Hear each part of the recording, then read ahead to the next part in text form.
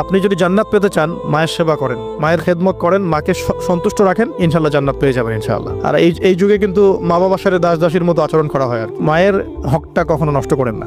আর মেয়েদের প্রতি তাদের প্রতি আমার কনসেপ্ট অফ ভিউ হচ্ছে এরকম যে কঠিন হয়ে তাদের সাথে কোনো লাভ নাই। আসলে আদতে আলটিমেটলি কঠিন হয়ে কোনো লাভ নাই। দুই একদিন হয়তো ঝগড়াঝাটি হতে পারে, মনোমালিন্য হতে পারে, কিন্তু কঠিন হয়ে তাদেরকে লাইনে আনা খুব একটা যাক। নরম হয়ে বুঝিয়ে সুঝিয়েই ভালো ব্যবহার, ভালোবাসা, মহব্বত দিয়ে সম্ভব ওদের মন জয় করা, আদারওয়াইজ সম্ভব না। তো খেয়াল রাখবেন এই বিষয়গুলো।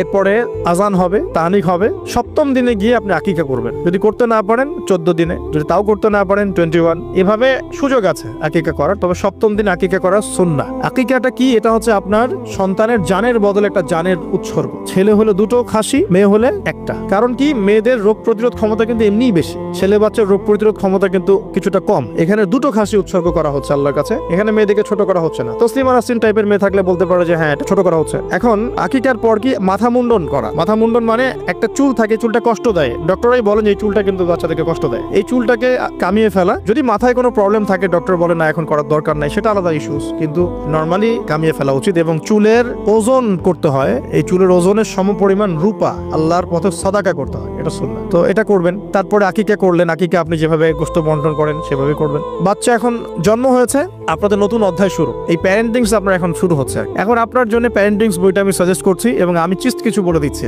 দেখুন, আদম আলাইহিস সালামের দুই ছেলের সম্পর্কে প্যারেন্টিংস এর মধ্যে কথা এসেছে। আদম আলাইহিস সালামের দুই ছেলের সম্পর্কে কিন্তু কথা এসেছে। এক নাম্বার হাবিল কাবিলের ঘটনা মনে আছে? দুই সন্তান পরস্পরে হিংসা বশত কিন্তু এক ভাইকে হত্যা করে ফেললো। যদি আপনাদের একাধিক সন্তান থাকে, কারো প্রতি পক্ষপাতিত্ব করতে চায় না, তাহলে কিন্তু হাবিল কাবিলের মতো সম্পর্ক করে উঠবে আর কি। আর এই যুগে তো হাবিল কাবিলের সম্পর্ক এখনো চলছে। এখানে বহু কাবিল ঘুরে বেড়াচ্ছে দাড়ি টুপি নিয়েই, তাই না? হাবিল কাবিল সম্পর্ক তো এখন আছে আর কি। কুরবানি কবুল হচ্ছে, আমারটা হচ্ছে না কেন? খেদমত হচ্ছে, আমি পারছি না কেন? মানুষ ওখানে ছুটছে, আমার কাছে আসে না কেন? ওই ওয়াজে 2 লাখ লোক হচ্ছে, আমার ওয়াজে হচ্ছে না কেন? হাবিল কাবিল সম্পর্ক তো আছেই আর কি এখন। তো কাবিল কি করবে? হাবিলকে এলিমিনেট করার চেষ্টা করবে, হাবিলকে দুনিয়া থেকে সরাতে হবে, তাহলে সে সফল। তার ধারণা এমন। অথচ এই কাজের ফলে কি হয়েছে? তার আমল নামে সমস্ত খুনের গোনা কিন্তু যাচ্ছে একটা একটা করে। আর সেম জিনিস আমাদের সাথেও হয়েছে, আমাদেরকে এলিমিনেট করার চেষ্টা করা হয়েছিল।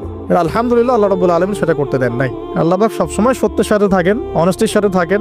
আল্লাহ পাক সবসময় নূর এবং মারিফতওয়ালা মানুষের সাথেই থাকেন। আল্লাহ পাক কখনোই ইবলিস এবং কাবিলের সাথে থাকেন না। আল্লাহ পাক বোঝার তৌফিক দেখ। সামনে যান। নূহ আলাইহিস সালামের জীবনেও কিন্তু প্যারেন্টিংস আছে। দেখেন, এক সন্তান ইসলাম কবুল করছে না। তো এমন হতে পারে যে দীর্ঘদিন আমার একাধিক সন্তান, আমি আমার সর্বোচ্চ পরিশ্রম করছি সন্তানের পিছনে, তাদের ভরণ পোষণ, খাওয়া দাওয়া, এডুকেশন সবকিছু, তারপরেও জীবনের এক পর্যায়ে গিয়ে একজন বিভ্রান্ত হয়ে গেছে। এটা হতে পারে, এটারও সুযোগ আছে। এতে আপনি দোষী হবেন না ইনশাআল্লাহ, কারণ আপনি আপনার চেষ্টাটা অব্যাহত রেখেছিলেন। তো একটা কথা বলতে ভুলে গেলাম যে ওই যখন হাবিল কাবিলের কথা এসেছে তখন একটা কথা বলতে ভুলে গেছি যে ওই ইউসুফ আলাইহিস সালামের কথা মনে আছে নিশ্চয়ই। ইউসুফ আলাইহিস সালামের বাবার কিন্তু 12 সন্তান। এই যে 11 সন্তান, 11 ভাই যে ইউসুফ আলাইহিস সালামের এগেইনস্টে যে ষড়যন্ত্র করছে, কারণ কি?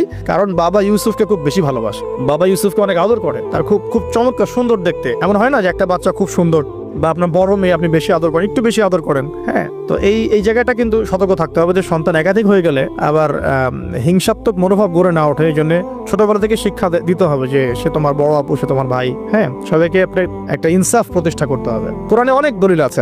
আপনি ইব্রাহিম আলাইহিস সালামের ঘটনা দেখেন যে তার সন্তানকে মানুষ করেছে তার মা হাজরা আলাইহিস সালাম। ইব্রাহিম আলাইহিস সালাম কিন্তু সেখানে রেখে চলে আসছেন, মানুষ করেছে কিন্তু তার মা। তো যে হাজরা আলাইহিস সালাম বলছেন যে ইয়া ইব্রাহিম, হে ইব্রাহিম, আপনি আমাদেরকে কেন এখানে রেখে যাচ্ছেন? তখন ইব্রাহিম আলাইহিস সালাম বলছেন যে আল্লাহর আদেশে। তখন হাজরা আলাইহিস সালাম বলছেন যে যদি আল্লাহর আদেশে আপনি আমাদেরকে এখানে রেখে যান জনমানব শূন্য বিরান একটা জায়গায়, তাহলে ইনশাআল্লাহ আল্লাহ আমাদেরকে ধ্বংস করবেন না। এই যে তাওয়াক্কুল আল্লাহর প্রতি, একদম তাওয়াক্কুল কারিনী মায়ের গর্ভ থেকে জন্ম নিয়েছে ইসমাইল আলাইহিস সালাম। ওই সন্তানকে যখন ইব্রাহিম আলাইহিস সালাম আরো কয়েক বছর পরে এসে বলছেন ইন্নী আরা ফিল মানামি আন্নী আযবাহুকা, আমি স্বপ্নে দেখেছি তোমাকে জবাই করছি, ফানজুর মাযা তারা, তোমার রায় কি আমাকে বলো। ওই সবর কারিনী মায়ের গর্ভ থেকে জন্ম নেয়া, তাওয়াক্কুল কারিনী মায়ের গর্ভ থেকে জন্ম নেয়া সন্তান এবার বলছে ইয়া আবাতি, হে আমার বাবা, ইফআল মা তুমার, আপনি তাই করুন যা আপনাকে আদেশ করা হয়েছে। সাতাজিদুনি ইনশাআল্লাহ মিনাস সাবিরিন, আমাকে ইনশাআল্লাহ আপনি সবরকারী পাবেন।